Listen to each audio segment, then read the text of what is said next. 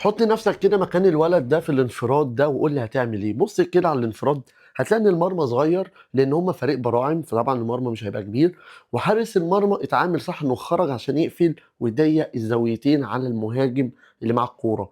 في الحاله دي انت هتعمل ايه؟ ما قدامكش غير حاجه واحده بس، هو ان انت تستغل اندفاع الحارس وتاخده على الثابته سواء شماله او على يمينه، وتبقى انت والمرمى فاضي وتحط بطن رجلك وترقص الحارس.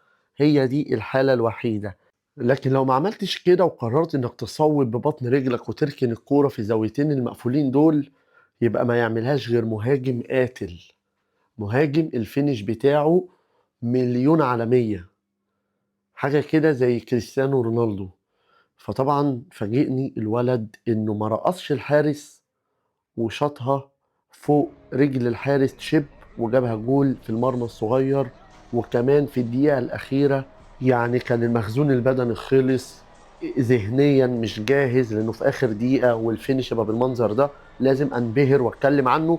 ده ولد اسمه علي 2013، ده يعتبر ابني، يعني أنا اللي معلمه كورة وأنا اللي ممرنه، علشان كده أنا اتفاجئت من الفينش ده وقلت لازم أتكلم عليه.